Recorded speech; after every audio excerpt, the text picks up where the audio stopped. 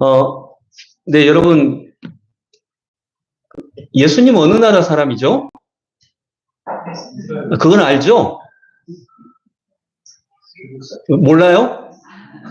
네네. 뭐라고요? 외국 사람, 맞아요. 네, 외국 사람. 그, 여러분, 이 세상은 만남으로 이루어져 있습니다. 낮과 밤이 만나고요. 여자와 남자가 만납니다. 또 살면은 기쁨과 슬픔이 만나기도 하고요. 눈물과 웃음이 만나는 것이 삶입니다. 그래서 이런 만남이 삶입니다. 오늘 본문에서는 만남이 일어납니다. 가장 아름다우신 예수님과 또 추악한 병에 걸린 나병 환자, 죄인이 만납니다. 깨끗하신 주님과 더러운 죄인이 만납니다. 그런데 이런 만남이 있어야 거기에서 사건이 일어나고 거기서 이야기가 생깁니다. 여러분, 미국이 1990년도 거의 후반에 모든 경제가 다 어려웠어요. 미국이 조선, 전자, 중공업, 선박이 조선이제, 자동차, 건설, 이런 모든 것들을 아시아 신흥 국가들한테 다 뺏겼어요. 전자는 우리 삼성전자나 이런, 이렇게 다 빼앗기고. 그래서 그때 유명한 그 대통령 선거 때 말이 있잖아요. 바보야, 문제는 경제야. 이렇게 해서 클린턴이 당선됐다고 했잖아요. 정말 그때 미국이 경제적으로 위기였어요. 그때 미국이 이걸 벗어날 수 있는 상징적인 것이 오바마의 등장이었습니다. 여기서 오바마의 등장이 굉장히 큰 사건이라고 하는 것은 오바마 그 개인이 대단하다 이게 아니에요. 오바마는 최초 흑인이잖아요. 그러니까 미국이 그런 엄청난 위기의 시기에 그동안 만나지 않았던 것들과 만나기 시작했다는 거예요. 그동안 무시하고 만나지 않았던 흑인 소수자들과 만나면서 그들의 생각을 듣고 그들을 포용할 수 있는 어떤 그룹들이 생겼다라고 하는 그런 의미이지 오바마 개인이 어떤 대단하다 이런 얘기를 하는 건 아닙니다. 그리고 이런 새로운 것들과 이전에는 만나지 않았던 것들과 만나게 되니까 뭐가 생겨요? 당연히 창조성이 생기죠. 안 만났던 것들과 생기니까 그 창조성이 어떻게 나타났냐면 지금 100대 기업을 하면 어디가 선정되나요? 세계 100대 기업? 하면 구글, 마이크로소프트 그런 회사들은 옛날에 없었던 회사예요. 없었던 분야에 없었던 회사입니다. 그것이 생기기 시작했다라고 하는 것입니다. 그런 흐름과 그런 문화를 만들어낸 상징적인 조치들이 오바마의 등장이었다라고 하는 거죠. 이렇게 만남은 무언가를 새롭게 만들어냅니다. 창조성을 만들어냅니다. 그처럼 이 세상은 만남으로 이루어져 있습니다. 땅이 걸음을 만나죠. 여러분, 저는 지금 제가 초등학교도, 국민학교도 들어가기 전에 제가 보았던 굉장히 놀라운 광경이 있는데, 우리 마을, 제가 화순에서, 시골에서 살았는데, 우리 마을 앞에 논이 굉장히 넓게 있었어요. 근데 이 온 논에 어느 날 일어나서 그 논에 뱀 잡으러 가보니까 뭐가 있었을까요? 제가 가끔씩 뱀 잡으러 갔거든요. 친구들이랑. 뱀 잡으러 가보니까 그 온 논에 똥이 그냥 다 덮여져 있었어요. 아마 그런 광경을 보신 분들은 저하고 나이가 비슷할 거예요. 그게 왜 뿌린 거예요? 거름이에요. 거름. 예수님은 이렇게 더러운 것들을 어떻게 하세요? 깨끗하게 하시는 것이 아니고요. 이 더러운 것들이 땅과 만나서 전혀 새로운 것들을 만들어내요. 벼라고 하는 새로운 것들을 만들어내요. 사람이 버린 것을 거름이라고 해서 나무가 먹고 나무가 버린 것을 열매라고 해서 사람이 먹습니다. 우리는 그렇게 서로 만나서 서로를 살려주고 있는 것입니다. 이 만남이 바로 삶입니다. 여러분은 어떻습니까? 어떻게 만나고 계십니까? 부부끼리 어떻게 만나고 계십니까? 하나님께서 이 좋은 세상을 주셨는데 이런 만남은 정말 아름답거든요. 낮이 밤을 만나고 하루가 되고 이슬이 꽃을 만나고 어머니와 자식이 만나고 남편과 아내가 만나고 이 삶 속에서 사랑과 미움이 만나고 눈물과 웃음이 만나고 믿음과 배신이 만나는 이 세상. 그런 다양성이 만나서 내 삶이 되는 세상입니다. 이건 정말 아름다운 세상입니다. 여러분, 행복하기만 한 드라마 재밌나요? 드라마 봤더니 아침에 일어나서 행복하게 밥 먹고, 저녁에 점심 때 행복하게 밥 먹고, 저녁에 행복하게 밥 먹고 행복하게 잠잤더라. 끝. 볼래요? 재미없잖아요. 물론 이것도 나쁘지 않지만 이건 재미가 없잖아요. 근데 우리 삶은 얼마나 재미있고 다이나믹하고 결국 승리하는 정말 좋은 세상이죠. 자, 12절 말씀 같이 읽어봅니다. 12절 시작. 예수께서 어떤 동네에 계실 때에 온몸에 나병이 든 사람이 찾아왔다. 그는 예수를 보고서 얼굴을 땅에 대고 엎드려 간청하였다. 주님, 하고자 하시면 나를 깨끗하게 해 주실 수 있습니다. 아멘. 자, 서로 다른 것이 만납니다. 예수님과 병자가 만납니다.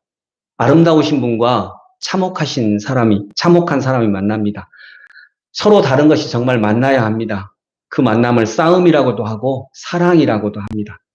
그 만남이 싸움이 될지 사랑이 될지는 아직 우리는 알지 못합니다.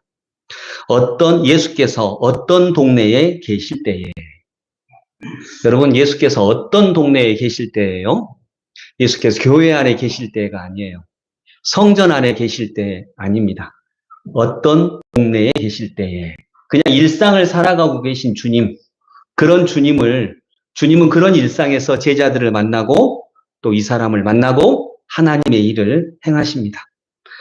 어떤 동네에 계실 때에 온 몸에 나병이 든 사람이 찾아왔다. 그는 예수를 보고서 얼굴을 땅에 대고 엎드려 간청하였다. 얼굴을 땅에 대고 엎드려 간청하였다. 여러분, 지금 예수님께 얼굴을 땅에 대고 엎드려 간청하실 만한 사람이 있으신가요? 이 구절을 조금 오랫동안 봤어요. 얼마나 아팠으면 그랬을까? 얼마나 힘들었으면 이랬을까? 얼마나 힘들고 고통스러웠으면 예수 앞에서 얼굴을 땅에 대고 얼굴을 묻고 이렇게 했을까? 얼마나 간절했을까? 여러분도 그런 간절함이 있을 때에 주님께 정말 이런 모습으로 다가가도 괜찮습니다. 예수님은 받아주시는 분이시니까요. 구약 성경에는 나병 환자한테 손을 대면 안 됩니다. 병이 옮기니까요.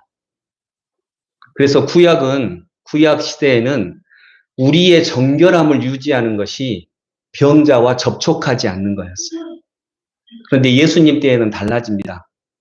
그러니까 구약 시대에는 병자와 아직 건강한 사람이 접촉을 하면 병자의 병이 건강한 사람에게 옮겨진다고 본 거예요.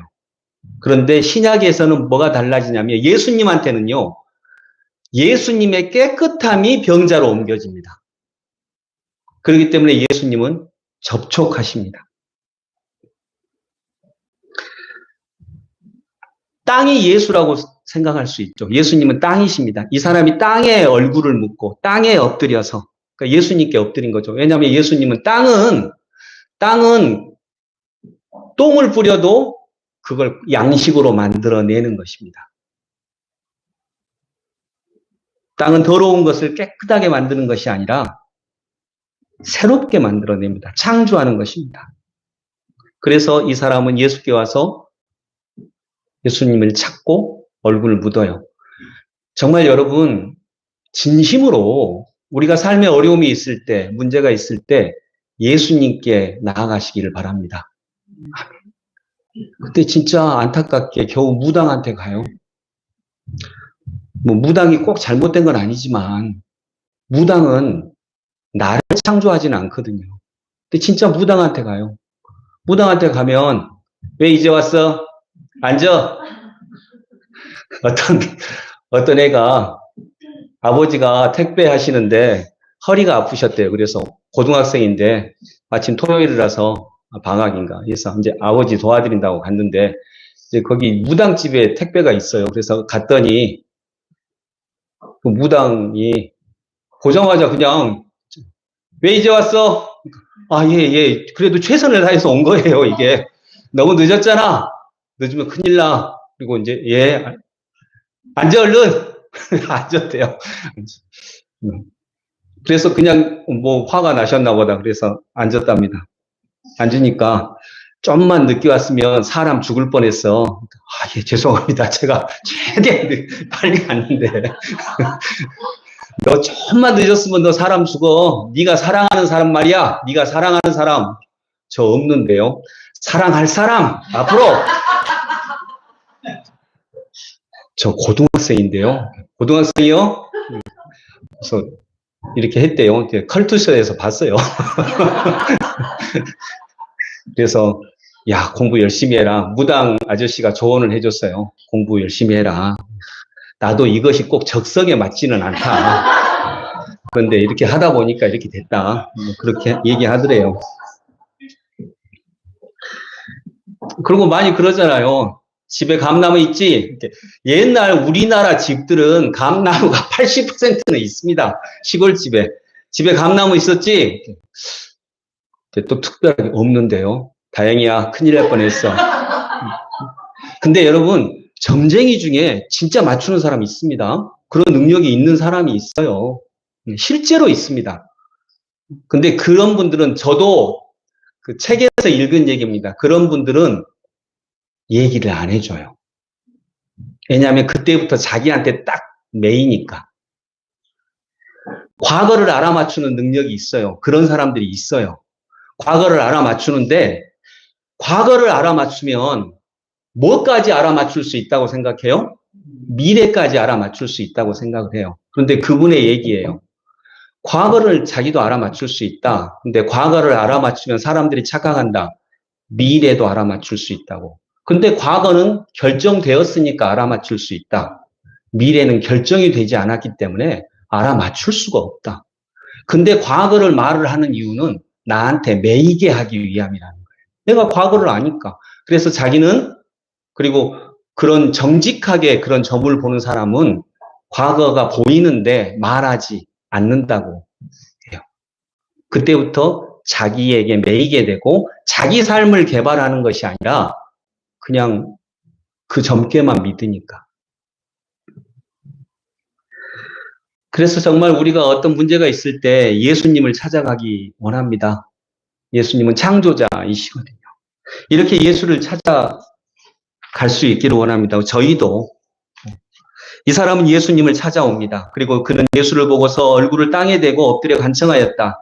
주님, 하고자 하시면 나를 깨끗하게 하실 수 있습니다. 우리는 첫 번째로 13절까지 같이 읽습니다. 13절 시작. 예수께서 손을 내밀어서 그에게 대시고 그렇게 해주마 깨끗하게 되어라 하고 말씀하시니 곧 나병이 그에게서 떠나갔다. 아멘. 자, 첫 번째로 우리가 이 말씀에서 알 수 있는 것, 저를 따라서 한번 해보세요. 사랑하라. 사랑하라. 그리고 가끔씩은 법을 어겨라. 네, 이게 첫 번째 우리가 만날 수 있는 대지입니다. 그렇게 해주마. 깨끗하게 되어라. 내가 그렇게 해줄게. 너 깨끗하게 되어라. 여러분, 이것을 오해하지 마시기 바랍니다. 예수께서 마술을 부려서 놀라운 능력으로 그 병을 치료하게 했다고 생각하지 마시기 바랍니다. 그러면 예수님은 우리와 그렇게 관계가 없어집니다.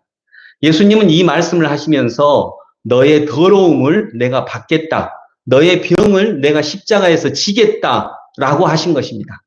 너의 십자가를 내가 지겠다라고 책임지겠다고 말씀하신 것입니다. 제가 어떤 목사님 설교에서 들은 얘기인데 이분이 어떤 마트에 갔는데 이 초등학생쯤 보이는 어떤 애가 아마 그 심리적으로 병이 좀 있나 봐요. 그 혼자서 그 마트 로비에서 그냥 막 누워가지고 발 동동 그러면서 떼를 쓰고 막 이렇게 있는 거예요. 울고 막 소리 지르고 울고 그러고 있는 거예요. 그러니까 이제 어떤 화가 나는 상황에 자기 마음대로 안 되니까 이게 이제 ADHD이라고 나중에 나왔는데 그렇게 된 거예요. 그러니까 다른 사람들은 그 아이가 막 바닥에서 뒹굴고 울고 떼쓰고 소리 지르고 하면 사람들은 어떻게 하나요? 달래주나요, 가서? 너무 막 그러니까 피해서 지나가요. 근데 한 사람이 막 오더랍니다. 어떤 아저씨가 막 오더니 애가 막 누워서 거기서 막 떼쓰고 악쓰고 소리 지르고 있는데 그냥 그 아저씨가 와서 그 아이를 그냥 자기도 바닥에 누워서 이렇게 꼭 안더래요. 그리고 이제 좀 시간이 가니까 조금씩 애기 울음소리가 이렇게 잦아들고 이렇게 천천히 안정을 찾더라라고 하는 것입니다. 그러니까 이제 같이 누워 있다가 자리에서 일어나 가지고 손을 잡고 가는데 그 아저씨의 옷이 아이의 눈물과 콧물과 먼지로 그냥 엉망이 되어 있었어요. 이 사람이 누굴까요? 아버지예요. 여러분, 이게 불교와 우리들의 차이점이에요. 불교는 부처님을 아버지라고 부르지 않아요. 왜냐하면 부처님은 참 훌륭하시고 위대하신 분이신데 부처님은 진리를 설파하시고 너희들이 노력을 해서 이 진리로 오라고 하시거든요. 근데 하나님은 아버지예요. 우리가 그런 모습으로 있을 때 그렇게 오셔가지고 우리를 그 창피함도 무릅쓰시고 그 바닥에서 그냥 안아주시는 거예요. 그래서 우리는 하나님을 아버지라고 부릅니다. 율법학자는 엉망인 아이와 접촉하지 않아요. 그래서 항상 깨끗합니다. 그러나 아버지는, 엄마는 그 아이를 품습니다. 그리고 안고 기다려요. 그래서 부모는 항상 더럽습니다. 때가 묻어 있습니다. 그 증거가 뭐냐면 13절에 예수께서 손을 내밀어서 그에게 대시고, 여러분 이 나병 환자는 구약의 율법에 손을 대면 안 됩니다. 병이 옮으니까. 우리도 코로나 때 서로 접촉을 안 했잖아요. 손을 대면 안 돼요. 근데 예수님은 법을 어기신 거예요. 손을 내밀어서 그에게 대시고. 한 주 동안 이 말씀을 좀 암송하시기 바랍니다. 예수께서 손을 내밀어 그에게 대시고. 한번 같이 해볼까요? 예수께서 손을 내밀어서 그에게 대시고, 손을 내밀어서 그에게 대시고. 나병 환자는 아무도 접촉하지 않았습니다. 율법입니다. 그러나 주님은 그에게 손을 대시고 접촉하십니다. 주님은 율법을 넘어서는 존재입니다. 율법은 사람의 행동을 바꿀 수는 있습니다. 그러나 그 사람 자체를 바꿀 수는 없습니다. 나병 환자와 병이 없는 깨끗한 사람이 접촉하면 나병 환자의 병이 깨끗한 곳으로 옮겨져 갔습니다. 그래서 접촉을 안 했습니다. 그러나 나병 환자가 주님과 접촉하면 예수님의 깨끗함이 나병 환자에게로 옮겨갑니다. 예수님은 그래서 옮겨갈 뿐만 아니라 새로운 것들을 만들어냅니다. 그래서 예수님은 땅이었습니다. 모든 더러운 것을 버리면 그것으로 양식을 만드는 땅이 바로 예수님이십니다. 더 정확하게 말하면 예수님은 아버지이십니다. 아까 그 아버지. 바다가 왜 바다일까요? 다 받아주니까. 그래서 예수님은 바다입니다. 그래서 여러분 사랑하십시오. 사랑하는 과정에서 가끔씩 법을 꼭 어기게 될 것입니다. 그러면 법을 어기십시오. 율법을 어기시고. 제가 대학생 때 장성 농화를 한번 갔는데 그때 장성 농화를 갔을 때 거기 전도사님 한 분하고 미리 좀 교류가 있었고 그 전도사님이 이제 그때 농민들 양곡과 관련해서 시위를 이렇게 한다고 하시더라고요. 그래서 이제 다 같이 이렇게 가서 시위를 하는데 전도사님이 그 트럭에다가 사람들을 많이 싣고 갔어요.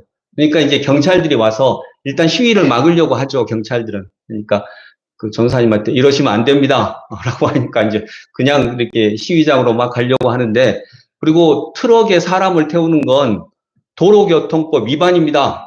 그러니까 전도사님이 뭐라고 했을까요? 딱 운전면허증을 지갑에서 꺼내더니 끊으세요. 그러더라고요. 네. 법을 어길 수 있습니다. 오늘 종교개혁주일인데 루터 선생님도 법을 어겼습니다. 그 당시에 법을 어겼어요. 그러니까 여러분 우리가 계속 사랑해 가십시오. 그리고 사랑해 가는 과정에서 법을 어겨야 되면 법을 어기십시오. 가끔은 법을 어기십시오. 근데 정말 거기서 창조성이 나옵니다. 우리는 준법 정신이 강해야죠.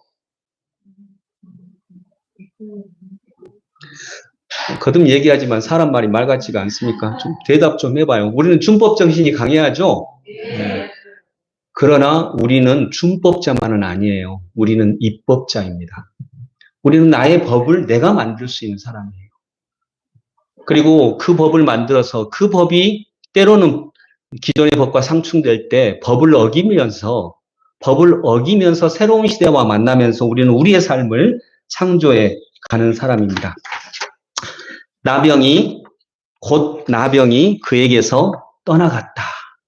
예수님을 만나니까 곧 나병이 그에게서 떠나갔다. 금방 떠나갑니다. 그런데 여러분, 병은 곧 떠납니다. 우리도 코로나는 몇 년 사이에 금방 끝납니다. 그러나 중요한 것은 코로나 이후에는 새로운 시대가 된 것, 이게 중요합니다. 코로나는 금방 떠날지라도 코로나가 인류에게 준 새로운 시대의식은 절대 떠나지 않아요. 코로나는 한국교회의 교회 신앙이 아닌 삶터 중심의 신앙을 알려준 것입니다. 하나님이 코로나를 통해 삶터 중심의 신앙을 알려주신 거예요. 그리고 코로나는 곧 끝났어요. 그러나 그 새로운 시대는 절대 안 떠납니다. 그런데 우리가 다시 코로나 이전으로 한국교회는 다시 완전히 돌아갔습니다. 코로나가 준 교훈을 우리 교회도 그렇고요. 그렇게 잘 받아안지 못했습니다. 교회 신앙으로 다시 돌아갔습니다. 교회 중심 신앙으로.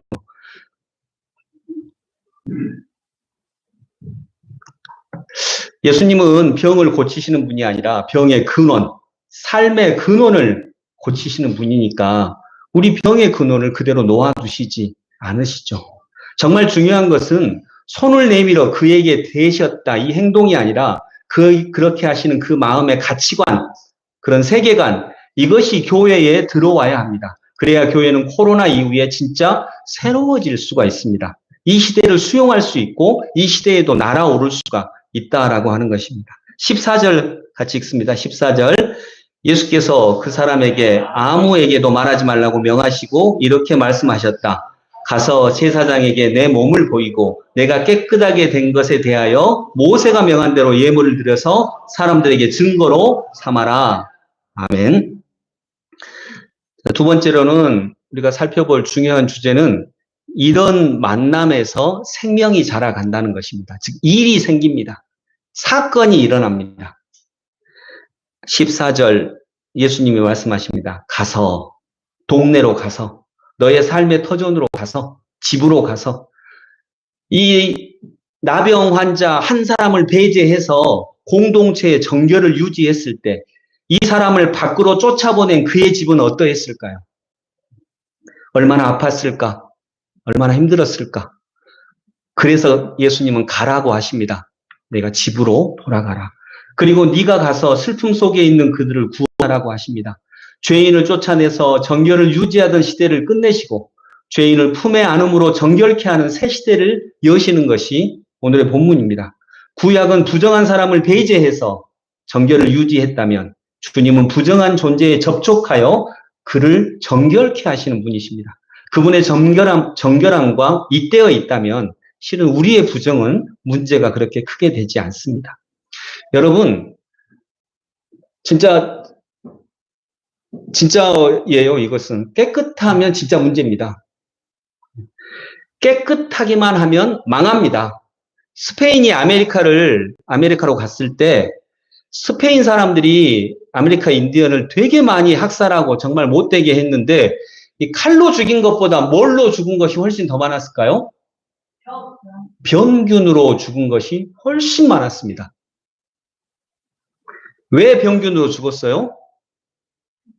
인디언들이 너무 깨끗해서 즉 정결하기만 했어요. 더러운 것과 만나지 못했어요.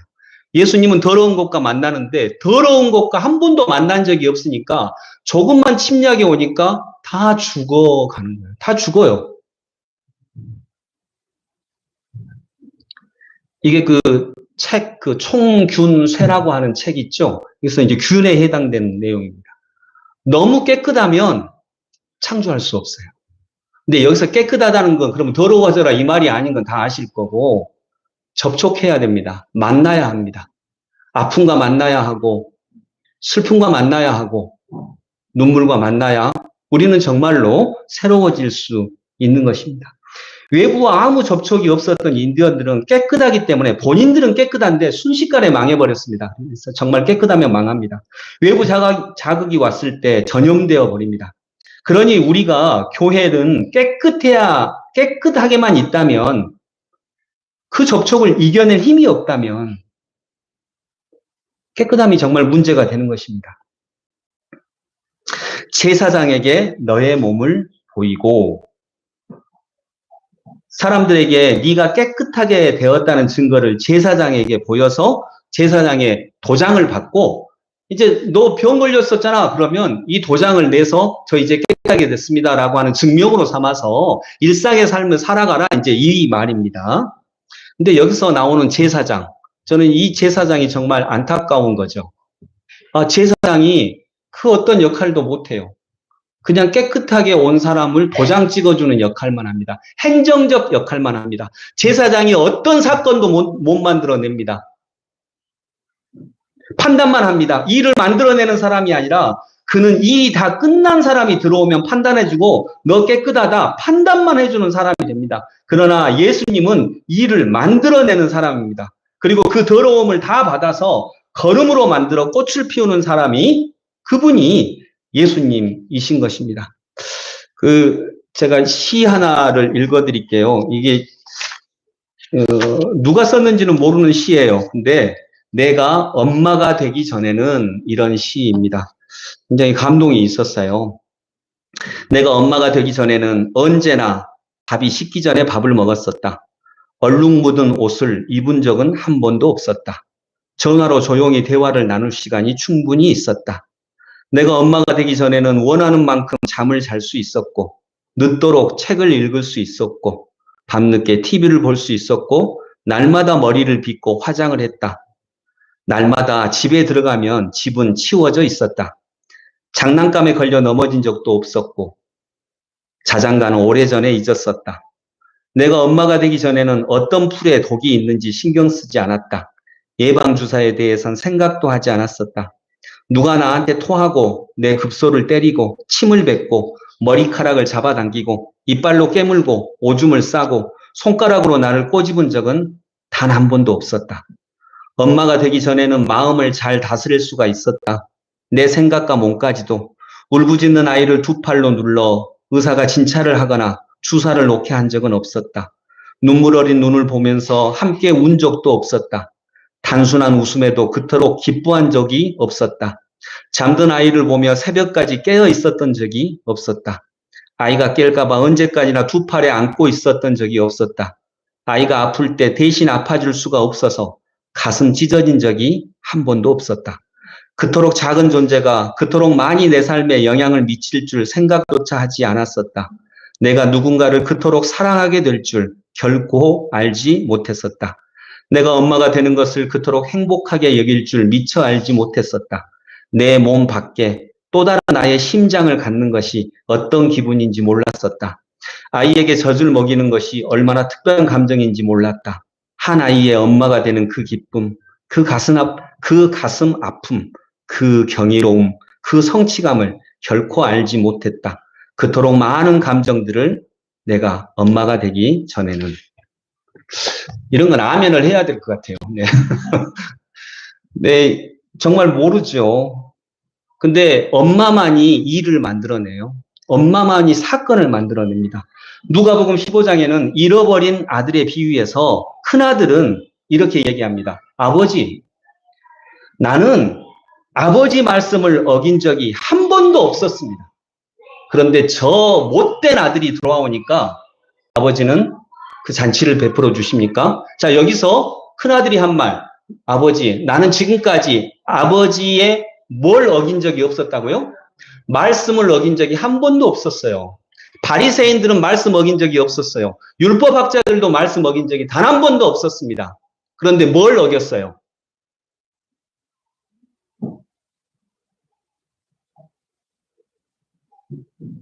뭘 어겼어요? 율곡이 선생이 임진왜란 전에 사대부들이 그때 이 서민들이, 그러니까 쌍민들이 쌍민이라고 하나요? 상놈이라고 하나요? 아니, 상 뭐 있잖아요. 아무튼 그런 사람들이 천민은 아니고요. 천민도 근데 아무튼 그 보통 사람들이 도둑질로 되게 많이 들어와요. 그리고 사대부들이 벌을 줍니다. 그 도둑질한 사람들한테. 그때는 공자님을 추앙했으니까 공자님 말씀에 도둑질하지 말라 그랬다. 뭐 당연한 겁니까? 아닙니까? 근데 여기에 대해서 율곡이 선생이 거칠게 반항합니다.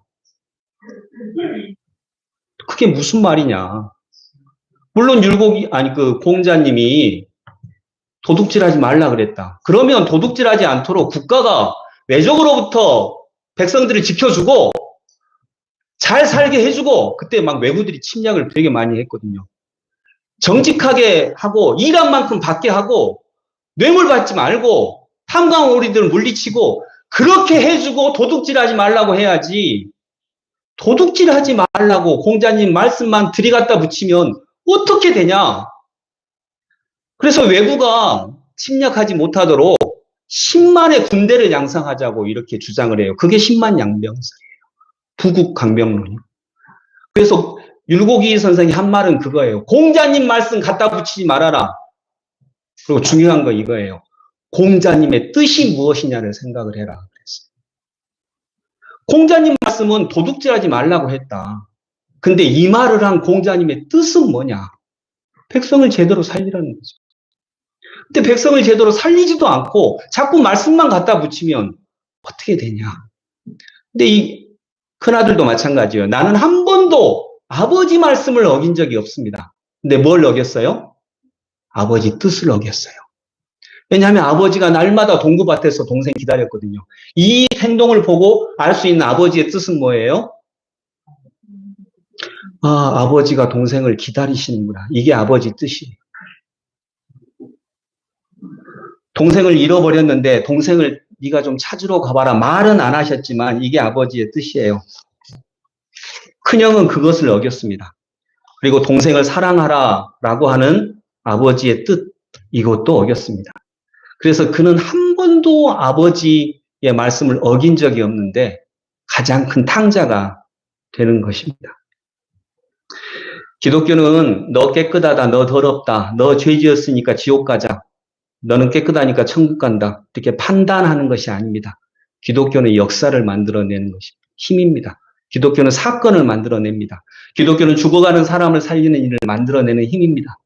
죄인을 제자로 만들어내는 역사를 만들어내는 능력입니다. 기독교는 피 묻은 십자가입니다. 여러분, 비행기의 목적은 깨끗하게 경납고에 있는 게 비행기의 목적이 아니잖아요. 때로는 부딪히고 때가 묻고 그래도 하늘을 나는 게 비행기의 본질입니다. 너 깨끗한 비행기야. 이 칭찬 듣는 게 비행기의 본질은 아니죠. 오늘 서울 그 국회 앞에서 뭐 200만 집회를 한다고 합니다. 기독교가. 동성애 반대 집회, 차별금지법 반대 집회인데 뭐 할 수도 있죠. 그러나 거기에 영향을 쏟는 것은 정말 아니라고 생각을 합니다. 여러분, 저 분명히 말합니다. 저 동성애 반대합니다. 네, 나 동성애 반대예요. 동성애를 왜 하는지 몰라. 결혼하면 이렇게 좋은데 뭐하러 동성애를 이렇게 하고 아기 낳고 이런 사는 기쁨이 얼마나 큰데. 그리고 동성애가 좋으면 권유해야죠. 권유하면 인류는 100년 안에 다 멸망해요. 저는 동성애 분명히 반대합니다. 그러나 하나님은 그들도 사랑하신다라고 하는 것을 우리는 잊지 말아야 합니다. 그래서 사랑하신다 이게 아니라 대화는 해야 됩니다. 얘기는 들어봐야 됩니다. 그런데 너는 무조건 나쁜 놈이야 하고 아예 대화도 안 하고 나쁜 놈이야 규정하고 이건 아닙니다. 그리고 본질적으로 한국교회는 동성애를 비판하기 전에 한국교회 내에 있는 성폭력에 대해서 먼저 회개해야 합니다. 그게 먼저입니다. 그래야 듣습니다. 그래서 예수께서 손을 내밀어서 그에게 대시고 저는 이번에 양육과정 하면서 한 분이 이런 얘기를 했어요. 자기가 너무너무 힘들고 고통스러울 때가 있었대요. 근데 그때 이금희 성도님이 있는데 너무너무 힘들고 고통스러울 때 그 이금희 성도님하고 한 주에 한 번 정도 이렇게 식사하면서 자기 얘기하고 힘든 얘기하고 그런 적이 있었는데 그게 일주일에 딱 한 번은 자기의 유일한 숨구멍이었다. 그 시간이 없었으면 너무 고통스러웠을 거다. 그래서 그 시간만 기다렸다고 하는 얘기를 하셨거든요. 그냥 이렇게 밥 먹고 그랬지만 그건 그게 살린 거죠. 네. 그래서 손을 대시고 손을 내밀어서 그 얘기 대시고 이제 손을 내민 거예요. 그럼 그 손을 이렇게 받아주는 거죠. 근데 진짜 고마움이 또 있어요. 진짜 고마움이 뭐냐면 이 성도님이 자기 이금희에게 고맙다고 한 것이 진짜 고마워요. 그래서 고맙다고 한 것이 진짜 고마워요. 왜냐하면 그런 말들이 오갈 때 어떤 기운이 있거든요. 어떤 분위기가 있어요. 이 분위기가 실은 사람을 어떤 진리의 명제가 아니라 이 분위기가 그 사람을 살리거든요. 한 사람을 살리거든요. 네, 15절, 16절 같이 읽어봅니다. 그러나 예수의 소문이 더욱더 퍼지니 큰 무리가 그의 말씀도 듣고 또 자기들의 병도 고치고자 하여 모여들었다. 그러나 예수께서는 외딴 데로 물러가서 기도하셨다. 아멘. 자, 14절에 아무한테도 얘기하지 말라 그랬는데 진짜 그렇습니다. 왜냐하면 말해도 잘 못 알아들어요. 자기 것이 아니면. 근데 이렇게 말하면 예수님을 병 고치는 무당 정도로 생각을 하니까요. 아, 저 사람한테 가면 병 고쳐진대. 그런데 예수님은 병 고치는 사람 아니거든요. 예수님은 구원자이십니다. 아멘? 진짜 여기서는 아멘 해야 되는데 예수님은 구원자이십니다. 병 고치는 사람 정도가 아니에요. 삶을 거듭나게 새롭게 하시는 분이시고 병도 고쳐야 합니다. 아픈 분들에게 이건 너무나 중요한 문제입니다. 그러나 중요한 것은 그 병의 근원까지 가닿는 분이 예수님이십니다. 그래서 병이 고쳐졌다라고 하지 않고 12절에는 내가 깨끗해진다라고 얘기하고 있습니다. 15절에 큰 무리가 와서 나도 병 고침을 받고자 합니다. 근데 이제 예수님은 숨으십니다. 병 고쳐주지 않으십니다. 왜냐하면 그들은 예수님을 찾지 않았으니까요. 병 고칠 자를 찾았습니다. 병만 고쳐준다면 무당한테도 갑니다. 누구한테도 갑니다. 근데 예수님은 병 고치기만 하시는 분은 아니거든요. 그분은 구원자이시고 삶을 거듭나게 하시는 분이시니까. 그래서 예수님은 의사가 아닙니다. 구원자이십니다. 그리고 가장 결정적으로 그들은 자기에게 무엇이 필요한지 모릅니다. 자기가 진짜 뭐 하고 싶은지를 알지 못한 채 떵떵거리고 사는 사람, 그러면서 자기가 뭐인 줄 알고 잘 산다고 착각하는 사람, 정말 불행합니다. 왜냐하면 되돌릴 생각 자체가 없으니까요. 큰 무리는 병만 고치면 자기가 행복하게 살 수 있다고 생각합니다. 비싸지 않습니까? 우리의 삶과 돈만 벌면 나는 행복하게 살 수 있을 텐데 이거하고 비슷하지 않나요? 아내만 고쳐지면 내가 진짜 행복하게 살 수 있을 텐데 비슷하지 않나요? 그러나 삶이 바라는 것은 본질적 욕구는 이것은 아닙니다. 예수님은 외딴 데로 물러가서 기도하셨다. 예수님은 항상 그래서 외딴 곳에 계십니다. 내가 찾을 수 없는 곳에 계십니다. 너무 평범해서 안 찾는 곳에 계십니다. 그리고 기도하고 계십니다. 그래서 안 보입니다. 그러나 가장 외딴 곳, 예수님이 절대 계시지 않을 거라 생각하는 평범한 내 일상, 거기에 계십니다. 사람들이 모이는 자리, 큰 무리가 와서 예수님이 병 고쳐주신대 하는 자리, 주님은 거기에 없으실 수 있습니다. 여러분, 근본 욕구라고 하는 게 있어요. 예. 어떤 부부가 막 싸워요. 부부가 막 서로 잘했다, 잘못했다 막 싸워요. 이 싸우는 부부의 근본 욕구는 뭘까요? 내가 상대를 깨죽 만들어서 항상 이기는 거? 이거 근본 욕구인가요? 근본 욕구는 뭐예요? 잘 지내는 거예요. 이게 근본 욕구예요. 잘 지내고 싶은 거예요. 잘 지내고 싶기 때문에 싸우고, 잘 지내고 싶기 때문에 그 자꾸 말다툼하고 이렇게 하는 거예요. 그 근본의 욕구는 사이좋게 지내고 싶은 거죠. 이게 근본 욕구입니다. 그런데 이게 죄로 인해서 왜곡되니까 싸움에서 이기려고 하고 높아지게 하고 내가 저 사람을 내 마음대로 조종하려고 하고 그렇습니다. 그러나 사랑이라고 하는 근본 욕구가 채워지면 굳이 남을 지배하려고 하지 않습니다. 왜냐하면 스스로 만족하니까요. 유명해지려고 하지 않습니다. 왜냐하면 남을 지배하려고 하지 않는 사람, 이 사람은 그냥 그 스스로 행복하니까 유명해지려고 하지 않습니다. 그런데 인간들은 착각합니다. 유명한 사람, 남을 지배하는 사람이 행복한 사람일 거라고 착각합니다. 그리고 큰 무리가 되어서 이렇게 몰려드는 거죠. 그래서 진짜로 만족한 사람은 외딴 곳에 숨어 있습니다. 정확하게 말하면 숨어 있게 보입니다. 더 욕구가 없으니까요. 큰 무리가 바라는 그 욕구를 채우지 않았으니까요. 이미 행복하니까 더 큰 욕구가 없는 거죠. 광고도 잘 안 보고요. 욕구로 가득 찬 세상에서 이런 삶은 기도가 없으면 안 됩니다. 이 세상은 정말로 욕구가 가득하니까요.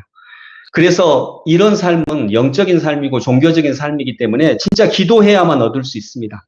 그러지 않고서는 절대 안 되는 거죠. 이런 기도의 시간, 홀로 있는 기도의 시간이 없으면 내 곁에서 함께 계시는 그리고 기도하시는 예수님을 만날 수가 없습니다. 여러분 말씀을 맺으면서 제일 핵심적인 걸 정리합니다. 예수님 어느 나라 사람이에요?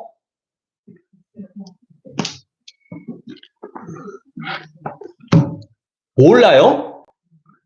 예수님 어느 나라 사람이에요? 네, 함정 없어요. 그냥 말씀만 한번 해보세요. 예수님 어느 나라 사람이에요? 이스라엘. 로마 식민지였는데? 로마 사람 아니에요? 로마 식민지였는데. 김구 선생님 어느 나라 사람이에요? 일본 식민지였는데? 근데 이걸 일본 사람이라고 하는 정신머리 없는 사람들이 있어요. 정말 정신머리 없는 거예요.